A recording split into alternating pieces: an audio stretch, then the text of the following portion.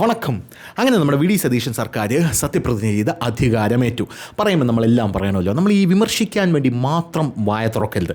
നമ്മൾ V D Satheesan സർക്കാർ അധികാരത്തിലേൽക്കുമ്പോൾ തുടക്കം ഗംഭീരമായിരുന്നു എന്ന് തന്നെ പറയേണ്ടിയിരിക്കുന്നു. അദ്ദേഹത്തിന് ജനങ്ങളോടുള്ള അദ്ദേഹത്തിൻ്റെ പെരുമാറ്റം, അദ്ദേഹത്തിന് ജനങ്ങളോടുള്ള അദ്ദേഹത്തിൻ്റെ സമീപനം, അവരുടെ പ്രശ്നങ്ങളോടുള്ള അദ്ദേഹത്തിൻ്റെ കരുതൽ, പോരാത്തതിന് അദ്ദേഹത്തിൻ്റെ ജനങ്ങളുടെ അടുത്ത് അദ്ദേഹം ഇറങ്ങുമ്പോഴുള്ള അദ്ദേഹത്തിൻ്റെ ഒരു വിനയം, അദ്ദേഹത്തിൻ്റെ ഒരു ലാളിത്യം, ഇതെല്ലാം അതിഗംഭീരമാണ്. പോരാത്തതിന് ആദ്യത്തെ മന്ത്രിസഭാ യോഗത്തിൽ അദ്ദേഹം എടുത്ത തീരുമാനങ്ങൾ, KSRTCയിൽ അടുത്ത മാസം, അതായത് ജൂൺ 15 മുതൽ സ്ത്രീകൾക്ക് സൗജന്യമാണെന്ന വിപ്ലവകരമായിട്ടുള്ള തീരുമാനമാണ് അദ്ദേഹം കേരളത്തിൽ കൊണ്ടുവന്നിരിക്കുന്നത്. സാധാരണ നമ്മുടെ കേരളത്തിലുള്ള ജനങ്ങൾ പൊളിറ്റിക്കലി ഭയങ്കര ലിറ്ററേറ്റ് ആണെന്ന് പറയും, നമുക്ക് ഫ്രീ ബീസ് ഒന്നും ആവശ്യമില്ല എന്ന് പറയും. പക്ഷേ സ്ത്രീകൾക്ക് ഇത്രയും വലിയൊരു സൗജന്യ യാത്ര KSRTCയിൽ കൊണ്ടുവരുമ്പോൾ അതെങ്ങനെയാണ് വി ഡി സതീശൻ മന്ത്രിസഭ പ്രാവർത്തികമാക്കാൻ പോകുന്നത് എന്നുള്ളത് എല്ലാവരും കാത്തിരുന്ന് കാണാൻ ആഗ്രഹിക്കുന്ന ഒരു കാര്യമാണ്. കാരണം ഇതിൽ അദ്ദേഹം സക്സസ്ഫുൾ ആയി കഴിഞ്ഞാൽ അദ്ദേഹത്തിന് ഒരു അവാർഡ് കൊടുക്കണം എന്നാണ് പല ആൾക്കാരും പറയുന്നത്. പോരാത്തതിന് അദ്ദേഹം ഇവിടെ ജെൻസി തലമുറയ്ക്ക് ഒരു വാഗ്ദാനം കൊടുത്തിട്ടുണ്ട്. അദ്ദേഹം പറഞ്ഞിരിക്കുന്നത്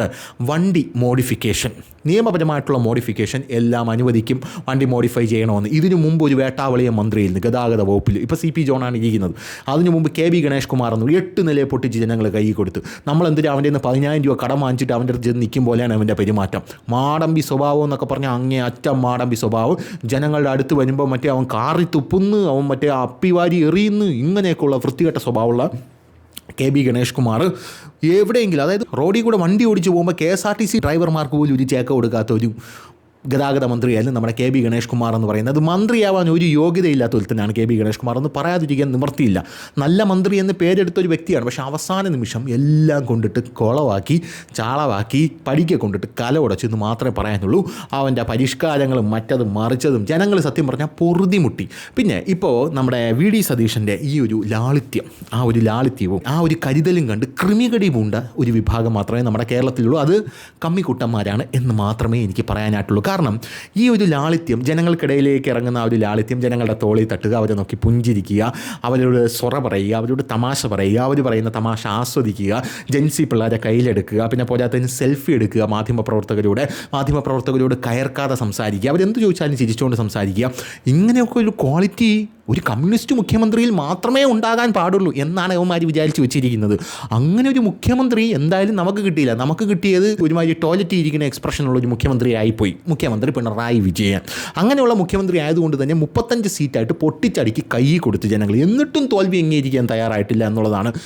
ഞാൻ തന്നെ പ്രതിപക്ഷ നേതാവും എന്നാണ് ഇവന്മാർ വീണ്ടും പറഞ്ഞുകൊണ്ട്. ഇത് എനിക്ക് മനസ്സിലാവാത്തൊരു കാര്യമുണ്ട്. അപ്പുറത്ത് നിൽക്കുന്ന വി ഡി സതീശനാണ്. ഈ വി ഡി സതീശൻ അപ്പുറത്ത് നിൽക്കുമ്പോൾ മുഖ്യമന്ത്രി പിണറായി വിജയൻ ഇവിടെ എണീച്ചിട്ട് 5 വാക്ക് പറയാൻ തന്നെ 10 മിനിറ്റ് എടുക്കുകയായിരുന്നു. വി ഡി സതീശൻ അപ്പോഴേക്കും പടപടപടപടാന്ന് മറുപടിയൊക്കെ പറഞ്ഞു പോകും. എന്തർത്ഥത്തിലാണ് ഇയാളെ പിടിച്ച് വീണ്ടും പ്രതിപക്ഷ നേതാവാക്കിയത്?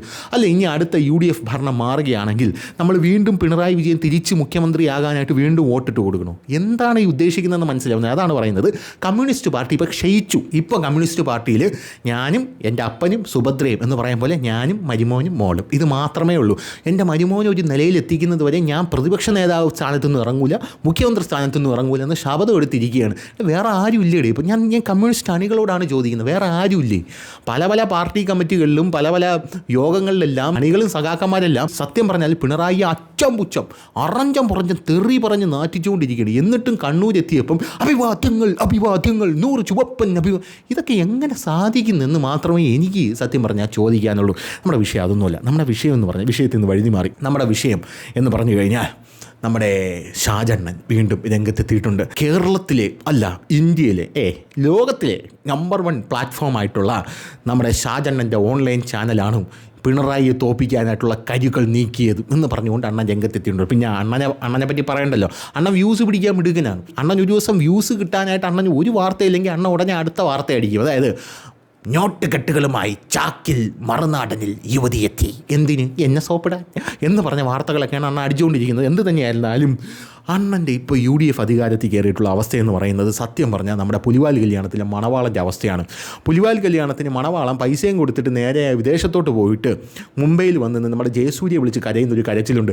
ഞാൻ മണവാളനാടാ, ഉടുതുണിക്ക് മറുതുണിയില്ലാതെ ബോംബെ തെരുവുകളിൽ ഞാൻ അലയുകയാണ്, അതുകൊണ്ട് ഞാനൊരു ടാക്സി പിടിച്ചങ്ങോട്ട് വരികയാണ് എന്ന് പറയുന്നത് പോലെയാണ് നമ്മുടെ മറുനാടൻ ഷാജൻസ് കറി അണ്ണൻ്റെ ഗതി എന്ന് പറയുന്നത്.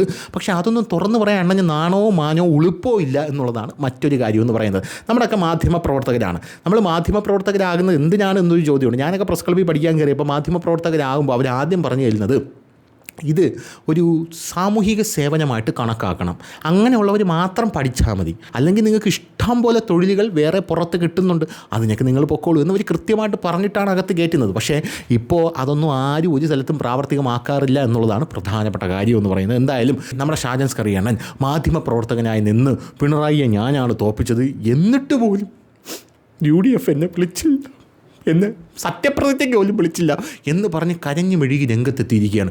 അതിൽ തന്നെ അണ്ണൻ പറയുന്നുണ്ട്, PR വർക്കൊന്നും ഞാൻ എടുക്കില്ല, PRനൊരു പൈസ പോലും ഞാൻ വാങ്ങിക്കില്ല. അങ്ങനെ ഒരു പൈസയും വാങ്ങിക്കുന്നെങ്കിൽ പിന്നെ ഈ സ്ഥാനം എന്തിനാണ് അണ്ണൻ അർഹിക്കുന്നത് എന്നുള്ളൊരു ചോദ്യമുണ്ട്. എന്തായാലും നമ്മുടെ അണ്ണൻ്റെ ആ ഒരു കൂട്ടക്കരച്ചിലൊന്ന് കേട്ടിട്ട് വരാം. ഈ തെരഞ്ഞെടുപ്പിൽ UDF ജയത്തിന് അനേകം കാരണങ്ങളുണ്ടെങ്കിലും ഏറ്റവും പ്രധാനപ്പെട്ടത് പിണറായി വിരുദ്ധ വികാരമായിരുന്നു. വളരെ കറക്റ്റാണ്, അനേകം കാരണമല്ല. നമ്പർ 1 ഏകദേശം ഒരു 70% പിണറായി വിരുദ്ധ വികാരം തന്നെയായിരുന്നു. ഈ പിണറായി വിരുദ്ധ വികാര രൂപീകരണത്തിൽ മറുനാട്ടിനുള്ള റോൾ ഞങ്ങളുടെ ശത്രുക്കൾ പോലും പറയാറുണ്ട് എന്നാണ് അണ്ണൻ പറയുന്നത്. സകല മാധ്യമങ്ങളെയും സോഷ്യൽ മീഡിയയെയും കോടികൾ കൊടുത്ത് വിലക്കെടുത്ത് പിണറായി അതിനെ പ്രതിരോധിക്കാൻ ശ്രമിച്ചപ്പോഴും ₹1 പ്രതിഫലം വാങ്ങാതെ ജനപക്ഷത്ത് നിലയുറപ്പിച്ചത് മറുനാട്ടനായിരുന്നു. അതിന് ഞങ്ങൾ കൊടുക്കേണ്ടി വന്നത് വലിയ വിലയായിരുന്നു. സകല മാധ്യമങ്ങളും 3 മുന്നണികളിൽ നിന്നും പരസ്യ വരുമാനം സ്വീകരിച്ചപ്പോഴും എത്തിക്സിൻ്റെ പേരിൽ ഞങ്ങൾ ഞോ പറഞ്ഞു എന്നാണ് അണ്ണൻ പറയുന്നത്. ഇതൊക്കെ ഉള്ളതാ എന്തോ ഞോ പറഞ്ഞു എന്നൊക്കെയാണ് പറയുന്നത് അണ്ണൻ. അണ്ണാ പുതിയ സർക്കാർ സത്യപ്രതിജ്ഞ ചെയ്തപ്പോൾ പങ്കെടുക്കണമെന്ന് പറഞ്ഞ് ഒരു ഫോൺ കോളോ പാസോ ആരെങ്കിലും എത്തിക്കുമായിരിക്കും എന്ന് പ്രതീക്ഷിച്ചതിൽ തെറ്റുണ്ടെന്ന് കരുതുന്നില്ല. അതായത് ഈ പിണറായി സർക്കാരിനെ താഴെ ഇറക്കി UDFന് പ്രൊമോഷൻ കൊടുത്ത മൊത്തം ഞാനാണല്ലോ, തുറന്നു പറയുകയാണ്, ഒരു കുഴപ്പമില്ല. അങ്ങനെ ഉള്ളൊരു സാഹചര്യത്തിൽ പുതിയ സർക്കാർ സത്യപ്രതിജ്ഞ എടുക്കുമ്പോൾ ആ വേദിയിൽ പിടിച്ചിരുത്തണ്ട, ഒരു ഫ്രണ്ടിലിരുത്തിക്കൂടെ? ഫ്രണ്ടിൽ ഒന്ന് ഇരുത്തിക്കൂടെ എന്നെ ഒന്ന് ഫ്രണ്ടിലിരുത്തി. രാഹുൽ മാങ്കൂട്ടം പോലും വന്നിരുന്നതല്ലേ, അവന് ഞാൻ എന്തോരം പ്രൊമോഷൻ കൊടുത്തതാണ് ഇത്രയും വലിയ തണ്ടിത്തരം കാണിച്ചിട്ടും എന്നാണ് ഷാജൻ സ്കറിയണ്ണൻ പറഞ്ഞു വരുന്നത്. അല്ല, അണ്ണൻ്റെ ഒരു ഭാഗത്ത് നിന്ന് നോക്കുമ്പോൾ ഇത് വളരെ ശരിയാണ്. കാരണം ഒരു പാർട്ടിക്ക് വേണ്ടി പണിയെടുക്കുകയും വെള്ളം കോരുകയും ചെയ്ത അണ്ണനും ഇത് കിട്ടണമായിരുന്നു. അതായത് സത്യപ്രതിജ്ഞയ്ക്ക് ഒരു പാസ്സെങ്കിലും കൊടുക്കണമായിരുന്നു. കാരണം ഒരു പൊളിറ്റിക്കൽ കിങ് മേക്കർ ആവാനായിട്ട് കാത്തിരിക്കുകയായിരുന്നു നമ്മുടെ ഷാജണ്ണൻ. എന്തായാലും ഒടുവിൽ VD സതീശൻ്റെ ഓഫീസിൽ ബന്ധപ്പെട്ടപ്പോൾ നാണക്കേട്. അതായത് VD സതീശൻ്റെ ഓഫീസിൽ നാണോ മാനോ ഇല്ലാതെ അങ്ങോട്ട് വിളിച്ചു. ഒരിടത്തും തല കുണിക്കാത്ത നമ്മുടെ ഷാജണ്ണൻ VD സതീശൻ്റെ ഓഫീസിൽ അങ്ങോട്ട് വിളിച്ചിട്ട് പറഞ്ഞ് അതുപോലത്തെ ഒരു പാസ് എനിക്കിവിടെ എന്ന് പറഞ്ഞു. അങ്ങനെ പറഞ്ഞപ്പോൾ തന്നത് പിറകിൽ നിന്ന് കാണാൻ ലക്ഷങ്ങൾക്ക് കൊടുത്ത ഒരു സാധാ പാസ്. അതായത് പിറകിൽ സാധാരണ പ്രവർത്തകർക്ക് നിന്ന് കാണാൻ, ലക്ഷം പ്രവർത്തകർക്ക് നിന്ന് കാണാൻ കൊടുത്ത ഒരു ഞുണുക്ക് പാസ്സാണ്, ഞവണിക്ക പോലെ ഇരിക്കുന്ന ഒരു പാസ്സാണ് എനിക്ക് തന്നതെന്നാണ് എന്നാണ് നമ്മുടെ ഷാജണ്ണൻ പറയുന്നത്. നിയുക്ത മന്ത്രിമാരിൽ 3-4 പേർ നന്ദി അറിയിക്കാൻ വിളിച്ച കാര്യം മറന്നുകൊണ്ടല്ലേ ഇത് പറയുന്നത്. പിണറായി നാണം കെട്ട് ഇറങ്ങിപ്പോകുന്നത് നേരിട്ട് സാക്ഷ്യം വഹിക്കാനുള്ള ആഗ്രഹം സാധിച്ചില്ല എന്ന് പറഞ്ഞുകൊണ്ട് തന്നെ പുതിയ സർക്കാരിന് എല്ലാവിധ ആശംസകളും നേരുന്നു എന്ന് കടിച്ചു പിടിച്ച് തൻ്റെ വിഷമങ്ങളൊക്കെ അടക്കിക്കൊണ്ട് അദ്ദേഹം പറയുകയാണ്. സുഹൃത്തുക്കളെ അദ്ദേഹം പറയുകയാണ്. എന്തായാലും അദ്ദേഹത്തിന് ഒരു പാസ് കൊടുത്തില്ല എന്നുള്ളതാണ് അദ്ദേഹത്തിൻ്റെ ഇപ്പോഴത്തെ വിഷമം എന്ന് പറയുന്നത്. എന്തായാലും ഷാജൻ സ്കറിയണ്ണൻ്റെ പുറകെ പോകുന്ന സംഘപരിവാറുകാരൊക്കെയും സംഘികളൊക്കെ ഇതൊന്ന് കേൾക്കേണ്ട കാഴ്ച തന്നെയാണ്. ഇനി ഷാജൻ നമ്പർ അണ്ണന് വ്യൂസ് കുറയുമ്പോൾ അണ്ണ ഇനി വരും സംഘപരിവാറിനെ പൊക്കി അടിച്ചുകൊണ്ട് സുവേന്ദു അധികാരി ചെയ്തത് കണ്ടോ, സുവേന്ദു കിടുക്കി, മോദിയുടെ തന്ത്രം, നയതന്ത്ര വിജയം, അമിത്ഷാ ഇറങ്ങി, അമിത്ഷാ ചാടി, അമിത്ഷാ പുലിയാണ്, യോഗി ചുരുട്ടി കൂട്ടി എന്നൊക്കെ പറഞ്ഞുകൊണ്ട് വീണ്ടും എത്തുവാണ്. എന്നിട്ട് അടുത്ത ഇലക്ഷൻ ആകുമ്പോൾ വീണ്ടും അടിച്ചണ്ണാക്കി തരും.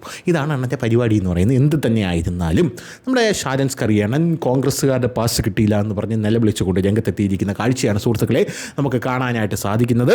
വേറൊരു കാര്യം കൂടി എടുത്തു പറയണം. സംഘപരിവാറിൻ്റെ വല്ല വേദികളും ഉണ്ടെങ്കിൽ ഇയാളെ പിടിച്ച് ചീഫ് ഗസ്റ്റായിട്ട് അങ്ങ് ഒക്കെ തിരുത്തും. അതിന് സംഘപരിവാറിന് ഒരു അവാർഡ് കൊടുക്കണം, പറയാതിരിക്കാൻ നിവൃത്തിയില്ല. ഒരു അവാർഡ് കൊടുത്തേ മതിയാവൂ. ഞാൻ അണ്ണൻ്റെ ആ വാക്കുകൾ ഞാൻ ഒന്നുകൂടെ സ്മരിച്ചുകൊണ്ട് നിർത്താം. കാരണം അണ്ണൻ PR വേണ്ടി ഒരു സ്ഥലത്തും നിന്നും പൈസ വാങ്ങിച്ചിട്ടില്ല എന്നാണ് അണ്ണൻ പറയുന്നത്. അത് ഞാൻ വീണ്ടും സ്മരിക്കുന്നു കേട്ടോ. ഈ വീഡിയോ കാണുകയാണെങ്കിൽ വീണ്ടും ഞാൻ സ്മരിക്കുന്നു. അപ്പോൾ ശരി.